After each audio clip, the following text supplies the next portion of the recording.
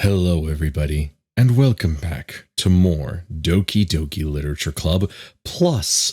It's time to get to the plus version of our adventures here as we look at the side story DLC that, not even DLC, of just like the part of the re-release that everyone was very excited for, myself included. You can actually see we do have 6 different side stories broken up into 2 parts. We'll try to see if we can get through both parts in one video, but if it becomes kind of long, that means that they'll be in separate videos.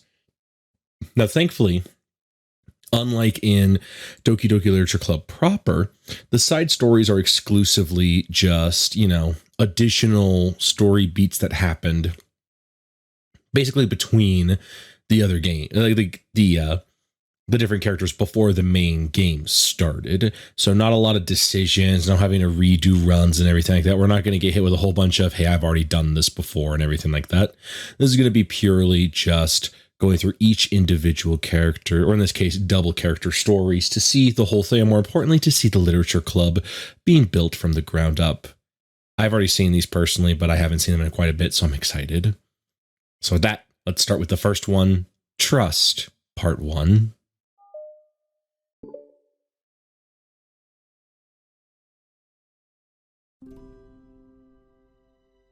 One thing you'll immediately notice, by the way, new soundtrack for the Plus editions, and they sound great.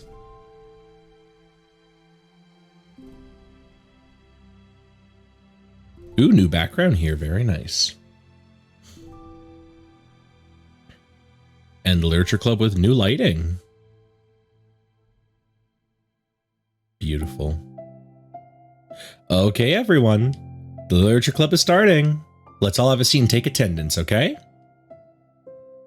Ugh, I miss Debate Club. Who knew it would be so difficult to start a new one? I feel worse with every day that passes without anyone coming in. I'm really starting to lose confidence. Monica is the only member of the Literature Club.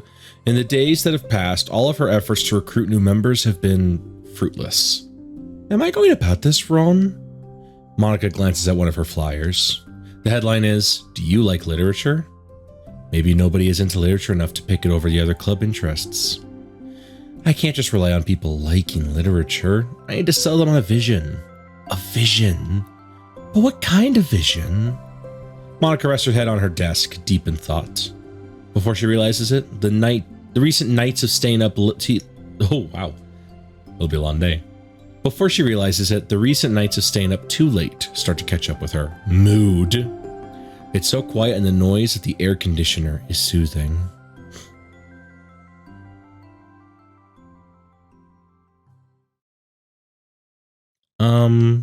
Hello?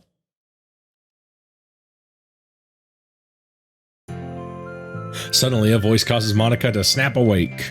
Oh my gosh, I'm so sorry, I never do this. Is this the napping club? No, it isn't. Monica pauses, suddenly embarrassed to admit that this is, in fact, the Literature Club. This is the Literature Club. Yay! I thought I got it wrong for a sec. I'm super sorry. It was like so unprofessional of me to do that. Don't apologize. I do that all the time. Oh. Did I miss the club meeting? Where is everybody? Well, about that. This is everybody. Really? Just you? But we're getting new members. I'm working really hard on it. Hold on a sec. If it's just you, that means I get to be vice president. Wait, vice president? What are your qualifications?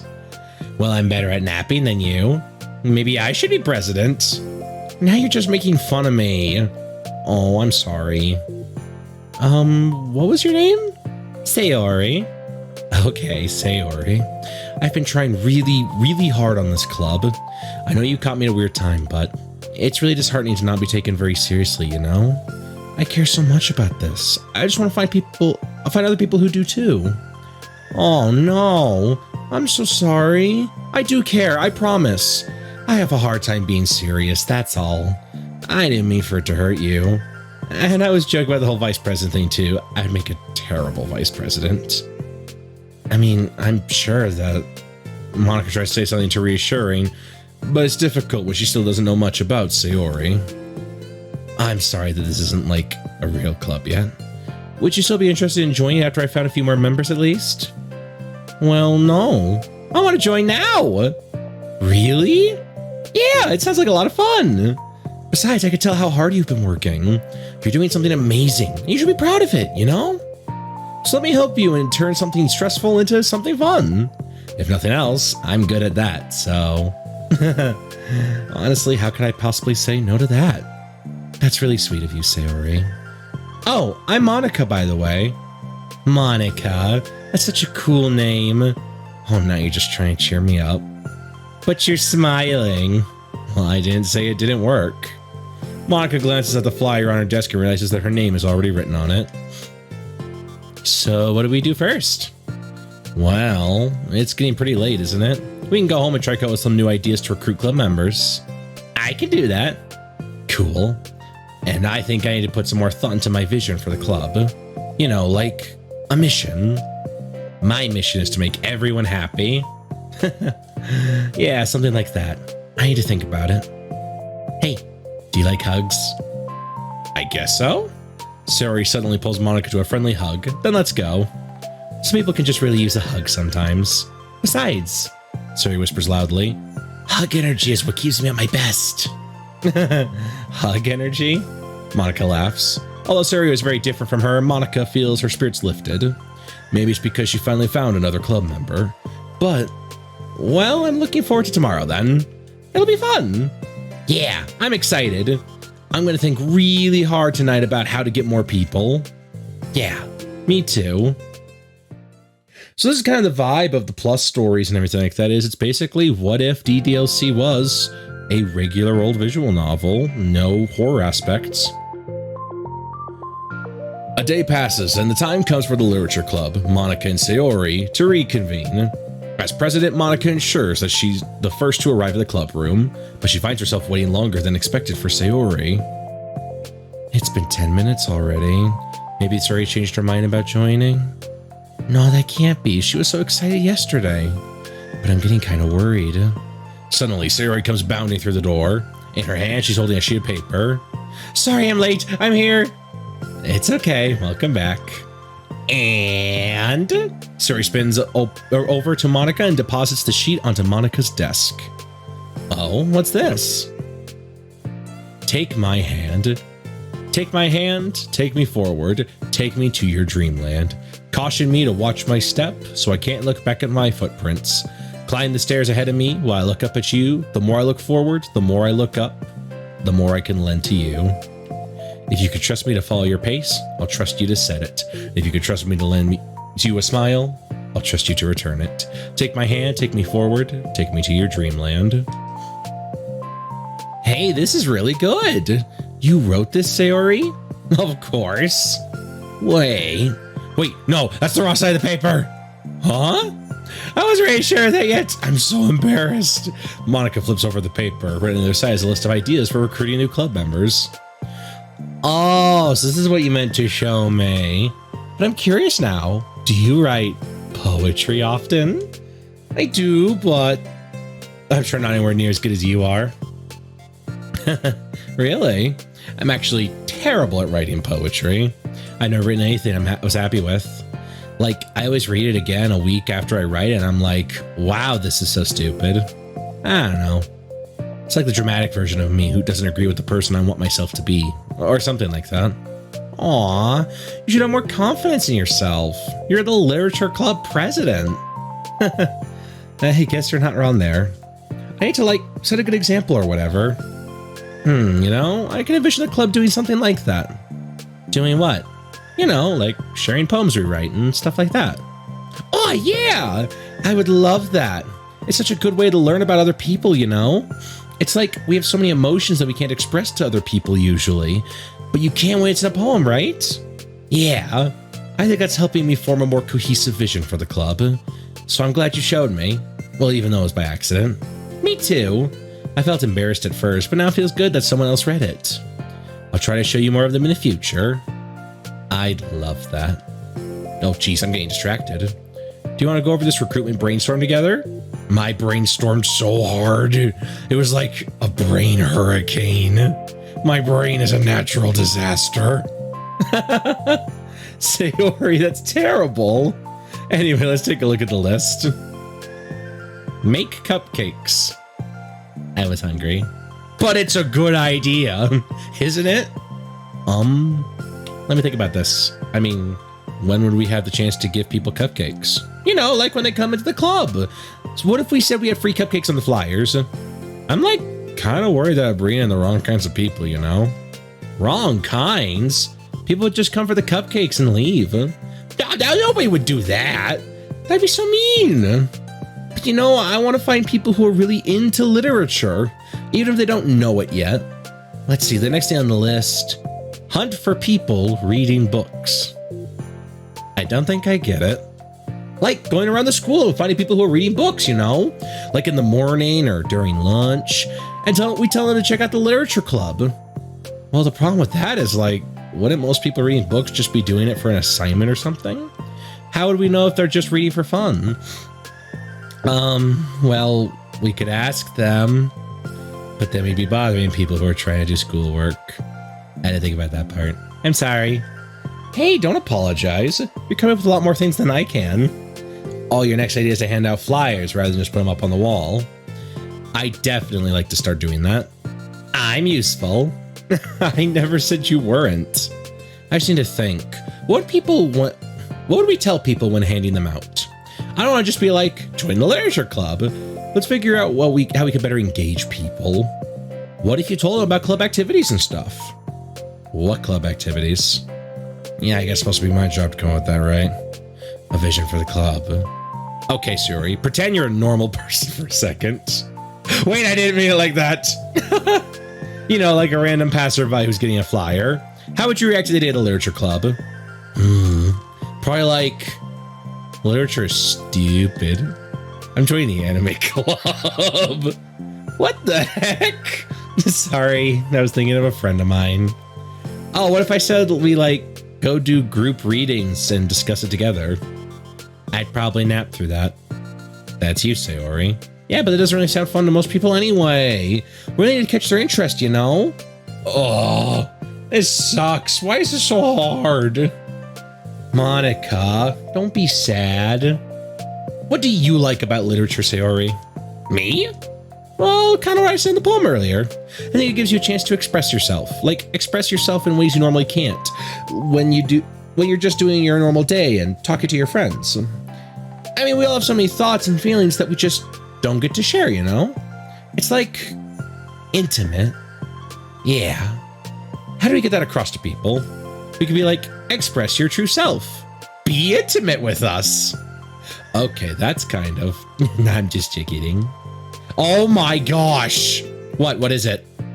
I forgot all my things in the classroom. I must have gotten too excited and rushed here. Silly me. Rushed, but weren't? Nah, never mind. Did you want to get your stuff then? I'll forget it if I don't do it now. Well, I'll wait for you then. Okay, it'll only take a second. Siri dashes out of the room, leaving Monica momentarily alone. Monica sighs and starts jotting her thoughts on a sheet of paper. Express yourself. Be who you want to be. Make new friends. Discover a new you. Discover your heart. No. Write your heart. No. Write into your heart. Write the way into your heart. Join the literature club. Write the way into your heart. Wow, that's lame. Monica! Ah, you startled me. Sorry, but it's something important. On the way to my classroom, there was a girl reading a book. Reading a book? Let's hurry and recruit her. Wait, are you sure she's not just doing homework? I could tell she was really into it. Well, I guess we could take a look. Monica grabs one of the flyers and stands up from her desk. Then the two depart the classroom with Suri leading the way. This way. You don't have to run. Suri leads Monica over to a particular classroom, then lowers her voice to a whisper. See? In here. Monica peers through the window. Sure enough, there's a girl sitting alone, intently reading a book. I feel like a creep doing this. You should go inside and talk to her. Me? You're the president, and I would probably scare her away. Okay, fine, I'll do it. Monica takes a deep breath, then timidly enters the classroom. That was fast. Oh my gosh, I'm so embarrassed. Why? What happened? Well, I entered the classroom. She didn't even look up from her book. So I kind of just left the flyer on her desk and then walked out. That's kind of cute. But I'm sure she'll see it and want to join the club. I hope so. Shall we head back now? Do head back to the club room. Suri feeling rather accomplished, and Monica still feeling a bit embarrassed by the encounter. Upon returning, Monica and Suri resumed their strategy meeting. They discussed various kinds of recruitment tactics, from professional to silly. After going through Suri's list, and with Monica coming up with ideas of her own, the two end in a better spot than from where they began. Well, I would say today was pretty productive, wasn't it? Yeah. I think we're starting to make progress. I can't wait to get some new members. Hey, what's this? Suri peers on the sheet of paper Monica was jotting on earlier. Oh, don't mind that. I was just thinking to myself. Join the literature club right the way into your heart. Well, that's so cute. I thought it was a little overdramatic, but Suri pauses and thinks for a moment. You know, I don't think you give yourself enough credit. What? What do you mean? Like, I don't know. I feel like I can tell from talking to you today. It seems like you're always afraid of doing something wrong. Yeah, but would you call yourself a perfectionist? Yeah, I definitely am. I mean, I always have an idea in my head of how I want things to go, and it's like I can't accept anything less than that. But I think in the end, it helps me try my hardest at everything, so I don't think that's bad. Like with this club, we have such an opportunity to make it exactly how we envision it, but it feels like we only have one shot at it. So I'm really afraid of it deviating from that. The vision. What's the vision? It's... Monica pauses to think, then shakes her head to herself. She sighs. I don't know. I just want everyone dead. Monica trails off. Smiling, Suri taps her fingers against the sheet of paper. Right the way into your heart. I think what you're trying to do is to make the club that you need the most out of everyone. Well, you're the one who knows yourself best, of course, but I'm here to help you. Monica returns Suri's smile. It's sort of amazing how kind you are. We're really going to make this the best club ever. Suri nods and the two remain silent for a moment, lost in thought. The only sound is a steady whisper of the air conditioner, and the only movement is the afternoon sunlight trickling its way in and out of the moving clouds. Suri breaks the moment with a big yawn. Time to go home. You tell me. You're the president. In that case, today's meeting is officially over. I look forward to tomorrow. Me too. Suri beams and grabs her things. You can go ahead. I need a few minutes still. Oh, I can wait. That's all right. I just want some alone time. In that case... Suri waves enthusiastically at Monica. Good luck. Monica smiles and waves in return as Suri spins her way out of the club room. All alone, she sighs to herself and takes a minute to zone out. She wasn't prepared for the self-reflection encouraged by Suri, but she decides it was something she probably needed to write about now. The club that I need the most. I don't get it. I just wanted to start a new club with more passion, so that I could use to help lead other people to happiness. Literature is the key to that, because it's the window to the real person inside all of us. Underneath the person who's forced to always smile and blend in, the person who forces to be perfect. Monica suddenly notices a folder on the floor by her desk. Did Suri leave this behind? Oh, she doesn't have her homework in it. Worried, Monica opens the folder to check. Poems. It's a folder of poems. Become the flower. A feeling of joy is a flower plucked from the ground. The color, the scent, it's so pretty in my hair. Every day I pluck some flowers as though they grew just for me. A lifetime of peace and nourishment yanked away in an instant. All for me. All for joy. I need more. I need more joy. I need more happy. Pluck, pluck, pluck. Every day. Pluck, pluck, pluck. So pretty in my hair. Pluck, pluck, pluck. You're going to die. And you too. Beneath my feet, a flower stands alone. It beckons me. I twist the stem, freeing it from its clinging roots, caressing the final joyous moment between my fingers. But to what ends? I look in every direction, and the field I stand in, this prosperous field, is a barren wasteland, the fruits of my labor, the carnage of my joy. And that is why I've decided I must become the flower. What the? Wait, Sayori? And that's the end of part 1. Now, we are going to jump into part 2 because that was only 20 minutes. But as you can see, we actually do have emails. The side stories have always been kind of weird for this one reason. We get emails from people. We're only going to read this one because I actually do want you to just go read them yourself if you want. But we do have these like meta elements. I mean, fucking Metaverse Enterprise Solutions is literally right there. But this is from Lib Musi, an engineer at Metaverse. Having run the control simulation for a while, it's evident that a certain character is missing from any of my mention or appearance. That makes me speculate that Monika's meddling is less clumsy than we think, because she would have had to manufacture this character herself as a way of forcing interaction between her and the user. Could that be why the character has such limited and distant personality traits? Or am I reading too much into this? I'll open an issue and start tracking info and observations on this anomaly of this character appearing. So that's the horror aspect of the side stories. Basically, while we're having a great time reading these cute side stories of what we can only assume to be basically an idealistic version of the past, from what I can imagine, the plus side stories and the emails you get with them, like the emails specifically, are more about like the lore of the background elements of DDLC. Lore that, as of right now, as far as I'm concerned, we will most likely never see the end of. But that's okay. Let's instead move on to Trust Part 2.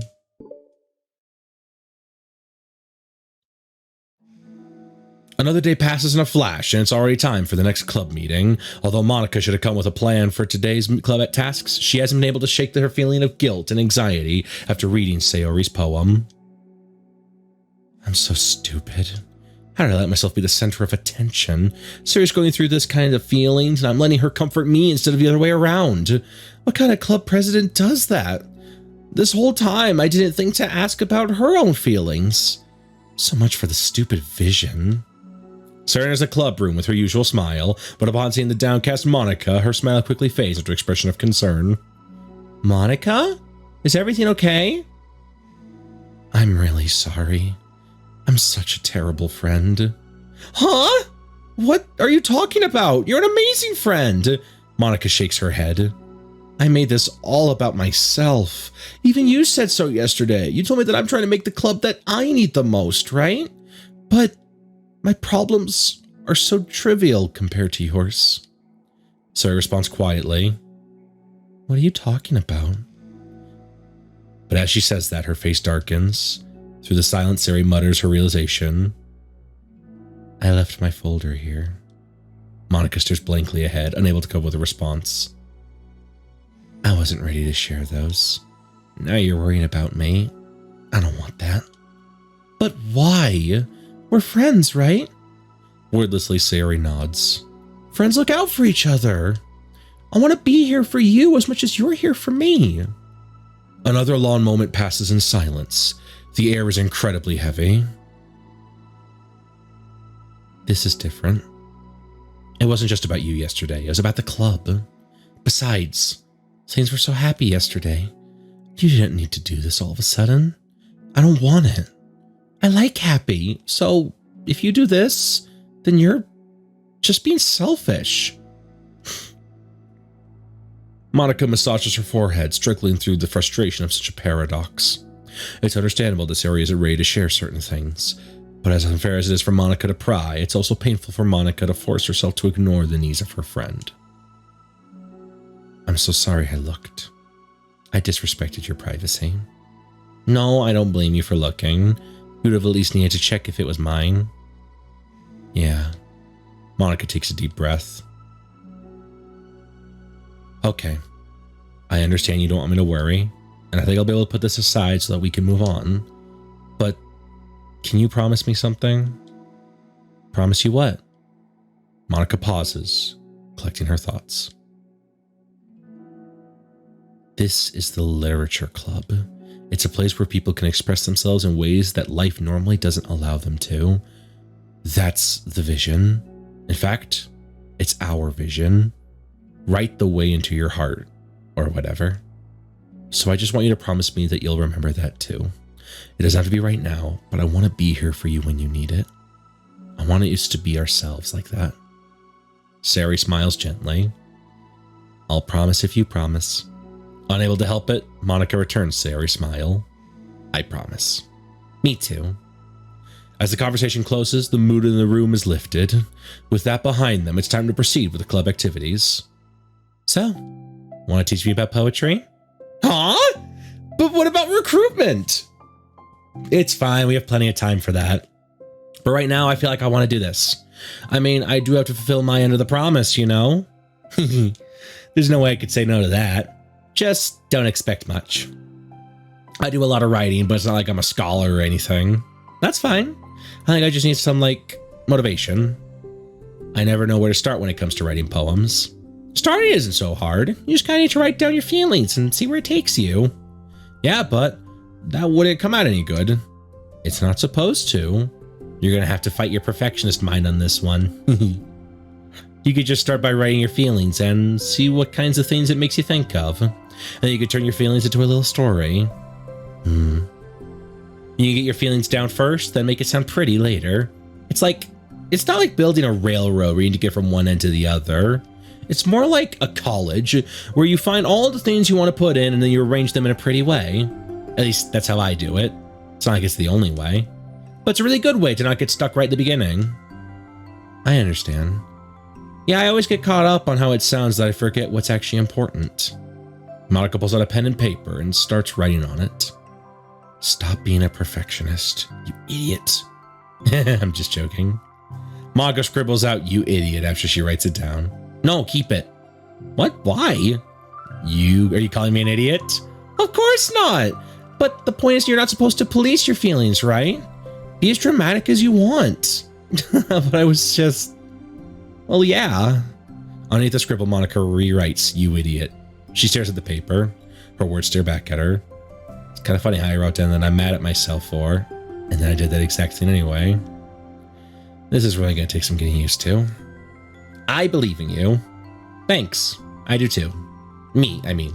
But I also, you, of course. Monica continues her exercise, jotting down her thoughts.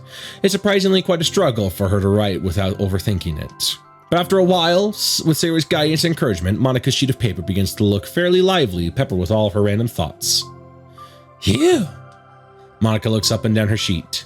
Gosh, I feel so tense looking at this. I hate it. But it's also kind of liberating. I can tell how hard you're trying. It makes me happy. I think you'll be good at writing poems. Don't give me too much credit. I have to try really, really hard at it. But I think it's something that I'll enjoy doing. With you. Sayori beams. I'll stop here, but we still have some time. Let's try to work on a new flyer for the club. I won't be so picky about the language. Yay, let's do it. Monica and Sayori proceed with their work. With each passing day, the two of them become more and more confident in the club. Not simply from their recruitment planning, but from their vision as well. As their bond strengthens, so does the essence of the literature club. Finally, they begin to truly feel it's only a matter of time before they find new members.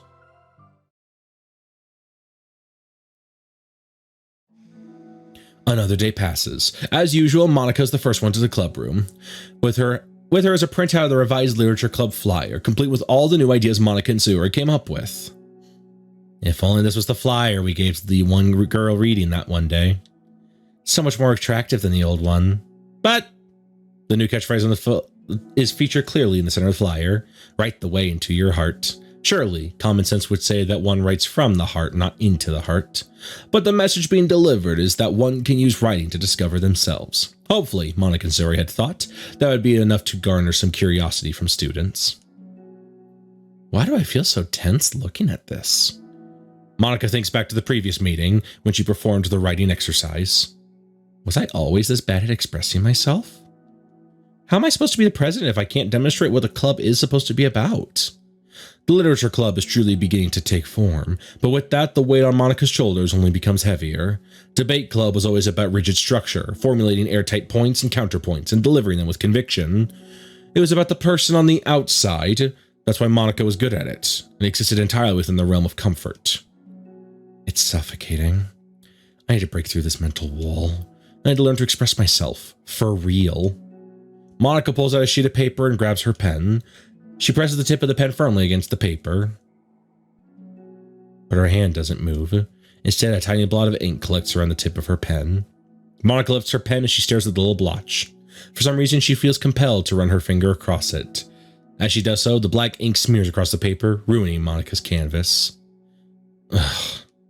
Out of spite for herself, Monica presses her pen once again, letting the ink collect. She creates a second smear on the paper. Come on, Monica. Just move your hand. Monica writes. This is what I get for seeking perfection. A stain. Monica slides the paper away from her and puts her head down on the desk. The air conditioner seems louder today. I'm here. Hi. Monica hears Sarah approach her desk, then stops for a second, probably reading the piece of paper. Then she sits down in the adjacent desk. Bad day? Mm-hmm. Me too. You too. The new flyer looks so good. You've been working so hard. On the club. But also something else, I think. I can't do it. I'm sorry. It's just so hard to just be vulnerable. Sarah takes a sheet of paper from Monica's desk. She writes something down, then stares at it for a while. Can I trust you? Of course. You can trust me with anything. Sarah gazes at Monica with sadness in her eyes. Understanding the signal, Monica takes the paper from Sarah's desk and reads it.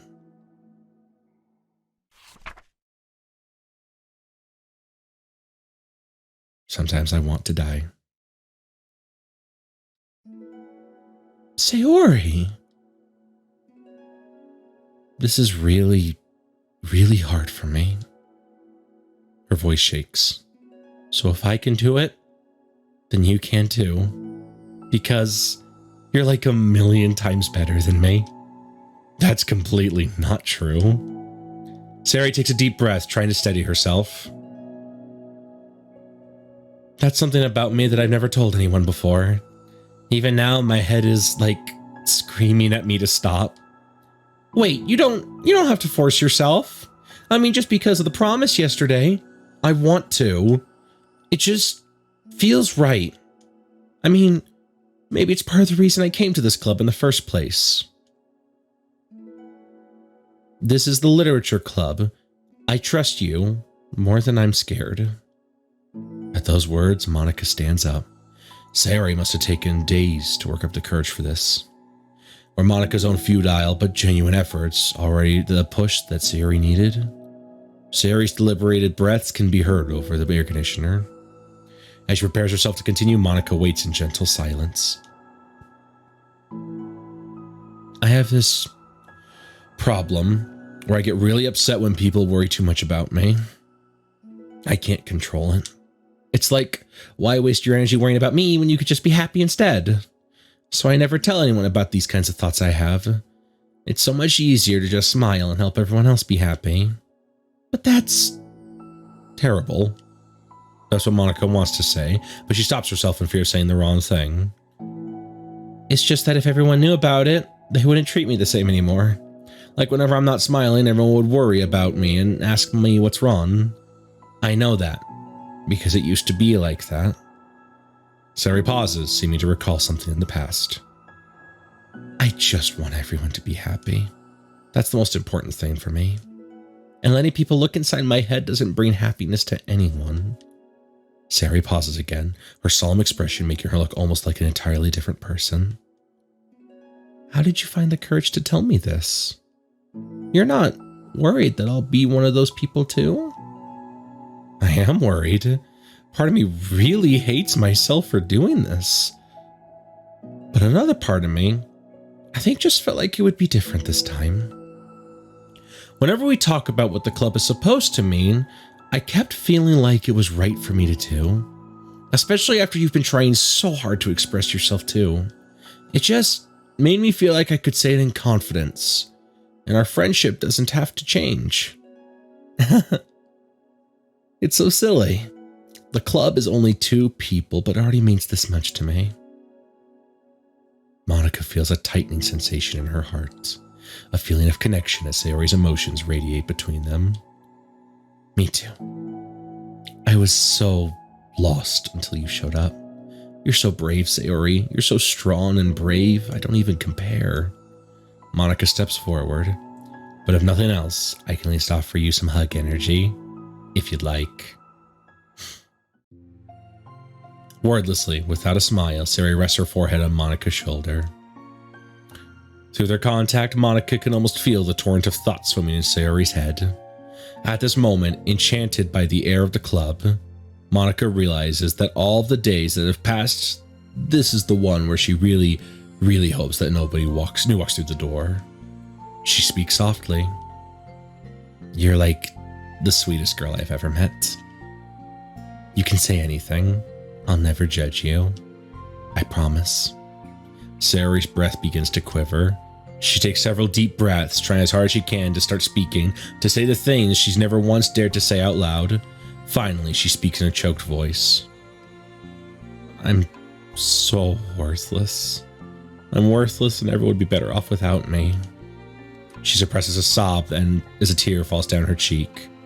I'm just an inconvenience to everyone. I'm not good at anything. It just feels like everyone just has to put up with me. And I hate it. I hate it. The more Sayori speaks, the more she fails to control her voice, falling victim to the overwhelming sadness clutching at her throat and chest. I don't want to have these thoughts. I want them to go away. And now I'm making you put up with them, and I just want to die. As soon as Sayori loses her composure, Monica becomes determined to keep her own. She only wants to be what Sayori needs right now, so she won't let any sadness show. Her voice comes through as soft and gentle. This isn't putting up with you. It's just being your friend. Monica offers a few words of comfort, but she knows Sayori said it herself, that the thoughts Sayori experiences aren't ones that don't belong. Monica can't magically make them go away. So the most she can do is help Sayori battle them, like any good friend would do. You have so much value. And to me, and your other friends too, this club wouldn't have been the same without you. I really, really mean that. You coming here was the best thing that could have happened. Even if we never got any other members, I would still be happy. That's what you brought here. You brought us a vision, and you also brought happiness. And that's your favorite thing to do, right? Sayori doesn't respond, but Monica feels her gently nod. No more words are needed between them. The two share an embrace for a while longer, Monica letting Sayori take as much time as she needs. Once her breathing steadies and her sniffles fully cease, Sayori lifts her head and wipes her eyes. I guess I needed that. Some days are harder than others. Well, I'm here whenever you need me. But any other time, I'll make sure that things are the way they usually are. If that's what makes you happy. Thanks. You're the best. No, you are. The two exchange smiles. You know, I'm sorry to bring this up all of a sudden, but have you considered talking to a professional? Sayori nods. It's scary, since it's already so hard to tell people. Yeah. Well, of course, it'll always be your choice, but if you're ever looking to find the courage for it, I can do my best to help you. Thanks. I think it helps knowing that you would. Sayori suddenly yawns and stretches. Wow, that made me tired. And hungry. Well, I won't make you do any work today if you're not up for it. No, I want to. I mean, I could say that's definitely one thing that makes me happy. Monica smiles. I might want to get a snack first. All of a sudden, the sound of the door causes the two of them to turn their heads. The door opens halfway, then stops. A face peeks inside. A face that seems familiar. I wonder who that could be. Of course, that's what will be seen in the next side story. So yeah, we'll be able to knock out both parts of the side story in one video. This will be a bit shorter, but I think they do get longer as we go about. So, and there is also, I forgot, one extra side story. So there's the 6 that we see here, and then after that, there's a 7th extra side story as soon as all of these are done. So we will see them. But yeah, thank you so much for watching. I really do appreciate it. And I will talk to you guys next time. Take care, everybody.